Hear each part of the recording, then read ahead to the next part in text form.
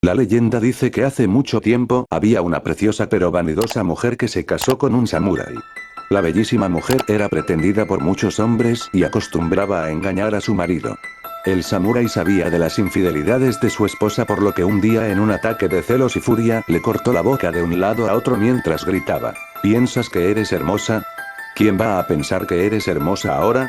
Se dice que desde entonces una mujer con la cara tapada por una máscara como la que usan los cirujanos, vaga por las calles de Japón. Cuando encuentra a un hombre joven, mujeres según otras versiones, se acerca y les pregunta con el rostro cubierto: ¿Soy hermosa? ¿Atashi Kirei? Recordemos que en Japón el uso de máscaras para evitar enfermedades y no respirar el aire contaminado es bastante habitual, por lo que los chicos normalmente, al ver sus bonitos ojos y sus suaves rasgos, responden que sí. En ese momento la mujer retira la máscara, dejando al descubierto la horrible hendidura que se extiende de oreja a oreja con una escalofriante sonrisa. Y les pregunta de nuevo: ¿Y ahora? ¿Corre Demo? Todo aquel que dice que no, se asusta, grita o muestra el miedo en su cara, es atacado por el espíritu que con unas tijeras gigantes les corta la cabeza. Si la víctima responde de nuevo que sí, solamente le cortará la boca de lado a lado para que sufra su misma suerte. En otras versiones, si respondes afirmativamente las dos veces, la mujer te seguirá hasta la puerta de casa, donde te asesinará igualmente, ya que kirei en japonés para hermosa o linda es muy parecido a decir kire, que significa cortar. Existen otras versiones en las que si respondes que sí, cuando ella se quita la máscara, te dará un brillante y valioso rubí cubierto de sangre y se irá. Es imposible escapar de Kuchisake Onna, puedes salir corriendo pero aparecerá frente a ti de nuevo. Hay varias formas de escapar que varían según la versión de la leyenda. Puedes contestar con otra pregunta: ¿y yo? ¿Soy hermoso? Eso confundirá al espíritu, que se quedará pensativo dándote tiempo a escapar. También puedes llevar dulces contigo y se los tiras, o simplemente se los ofreces, quedará contenta con el regalo y te permitirá marcharte. Aquí con la última leyenda urbana, la cual es la maldición de Carmen Winstead. Finalizada la hora del almuerzo escolar, la maestra les comunicó a los alumnos que la junta directiva había planificado un simulacro de incendio en el que todos debían participar. Poco después sonó la alarma y los alumnos salieron para reunirse en el patio. Era un día caluroso, con el cielo despejado y un sol que hacía arder la piel, llenando las frentes de los estudiantes con pequeñas gotas de sudor. La maestra comenzó a leer la lista de nombres. Todos alzaban la mano y decían presente de forma mecánica, consumidos por el aburrimiento.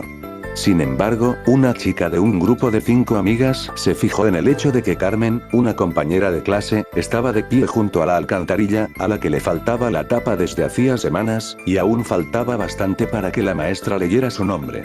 Sus ojos brillaron. Carmen estaba entre las últimas de la larga lista organizada en orden alfabético. ¿Qué pasaría cuando la llamen si caía en la alcantarilla? Carmen está en la alcantarilla. Podrían corear y entonces todos reirían a carcajadas y la pobre Carmen sería el hazme reír. Quién sabe, incluso podrían terminar por bautizarla como la chica de la alcantarilla. La oportunidad de romper el aburrimiento y hacer historia era perfecta, así que les comunicó discretamente la idea a sus 4 amigas y todas empezaron a agolparse en torno a Carmen, fingiendo torpeza para empujarla y hacerla caer sin que aquello pareciese premeditado. La maniobra fue perfecta, Carmen apenas emitió sonidos de queja mientras la hacían caer y, cuando dijeron su nombre, las 5 chicas empezaron a gritar: «Ella está en la alcantarilla, ella está en la alcantarilla». Un mar de carcajadas se desató, pero las risas empezaron a silenciarse cuando la maestra se acercó a ver y, antes de que emitiera palabra alguna, se giró y miró a todos con una mueca impregnada de angustia y terror. La situación no inspiraba risa alguna. Carmen había caído de cabeza en el hueco y al aterrizar su cabeza se había torcido hacia un lado en una posición totalmente imposible, su cara casi sin piel después de haberse raspado contra las paredes de la alcantarilla en la caída, y una mueca espantosa como si hubiera tratado de gritar y no hubiese tenido el tiempo suficiente. La sangre se dispersaba en un charco que se mezclaba con el excremento húmedo y maloliente que impregnaba todo su cuerpo. Las 5 chicas se acercaron a ver. Una lágrima asomó tímidamente en la mejilla de la autora de la broma, mientras sus ojos atónitos contemplaban como una gorda cucaracha yacía sobre lo que alguna vez fue el rostro de Carmen, moviendo sus antenas como para ver si todo estaba bien. Pero nada estaba bien, y ella y cada una de sus amigas se sintieron como uno de esos repulsivos insectos cuando la policía vino y determinó que Carmen tenía el cuello roto y estaba muerta. Según dijeron, al caer Carmen se golpeó con las escaleras metálicas, de tal forma que perdió la cara y después se rompió el cuello al estrellarse contra el cemento. Minutos después se llevaron el cadáver de Carmen, acompañado por una procesión de moscas cuyos zumbidos eran casi el único ruido en medio del fúnebre silencio. Ese día hubo un interrogatorio después de clases. Todos debían ir. En el interrogatorio las 5 chicas dijeron que fue un accidente y que ellas fueron testigos. La policía les creyó y el caso de Carmen Winstead se cerró, pero algo aún más siniestro había comenzado. Meses después, compañeros de clase de la fallecida Carmen empezaron a recibir correos electrónicos que se titulaban La empujaron y afirmaban que a Carmen la habían empujado, que su muerte no era un accidente. También, los correos decían que los culpables debían asumir la responsabilidad del crimen, pues de lo contrario habría terribles consecuencias. La mayoría pensó que los correos eran una farsa elaborada por alguien que quería divertirse causando temor, pero otros no estaban tan seguros. Transcurridos unos pocos días tras la cadena de correos, la chica que ideó el plan para ridiculizar a Carmen estaba bañándose cuando de pronto oyó una extraña risa. Cerró el grifo para oír mejor. La risa parecía venir del interior de la ducha. ¿Acaso se estaba volviendo loca? Aterrada, se secó rápidamente, se vistió, se despidió de su madre nerviosamente y se fue a dormir más temprano que de costumbre.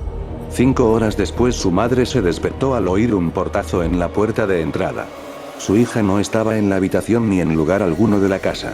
Llamó a la policía, pero los agentes poco podían hacer al respecto, ya que no se podía interponer una denuncia en personas desaparecidas hasta que transcurrieran 48 horas. Aún así prometieron a la desconsolada madre patrullar las calles cercanas para buscar a su hija.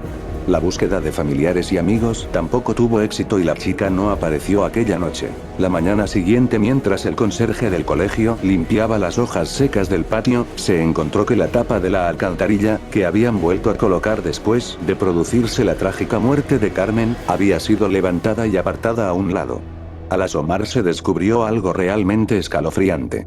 Parece que la chica desaparecida la había retirado antes de lanzarse de cabeza por el conducto y se encontraba en el fondo con el cuello roto y la cara destruida, borrada por los golpes que se había dado al caer y golpearse con las escaleras metálicas de las cloacas.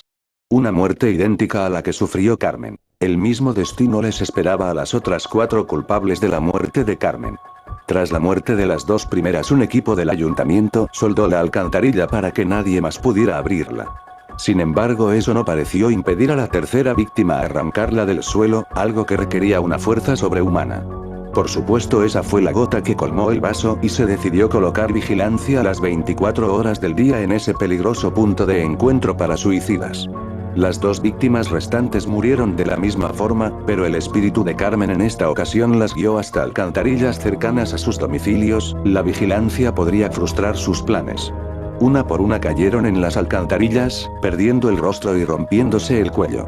Todas se habían quedado dormidas antes de su trágica muerte. En ese momento, cuando se encontraban más vulnerables, Carmen aprovechaba para poseer sus cuerpos y guiarlas como si se tratara de un caso de sonambulismo hacia una muerte tan cruel como la que ella había sufrido. Un destino cruel porque podían sentir todo lo que ocurría, pero no tenían control sobre su cuerpo. Pero la cadena de muertes no se detuvo ahí, ya que posteriormente otros compañeros de clase de Carmen también fueron encontrados muertos en distintas alcantarillas, con el cuello roto y el rostro anulado. Ellos y ellas también se habían dormido antes de aparecer muertos. Resultaba muy inquietante pensar que todos esos otros compañeros muertos no habían creído en los correos electrónicos que afirmaban que Carmen fue empujada. ¿Acaso el espíritu de Carmen se estaba vengando? ¿Podría eso explicar muertes tan extrañas en las que no se entendía cómo diablos los cuerpos habían ido a parar a la alcantarilla sin que nadie advirtiese con claridad el rumbo que las víctimas tomaban antes de ser asesinadas? El espíritu de Carmen Winstead andaba suelto y, quien no creyese que ella fue empujada, corría el riesgo de ser castigado con una muerte semejante a la de Carmen, muerte que caería sobre él o ella durante las horas de sueño, con un sigilo que solo se rompería al caer por la alcantarilla. Bueno, amigos de YouTube, espero que les haya gustado la tercera parte de Leyendas Urbanas Visebas Tutoriales. Hasta la próxima, y le doy las gracias a Carlos porque no se apareció en todo el video. Gracias XD. De nada. Joder, hablé demasiado rápido XDDD. Bueno, adiós.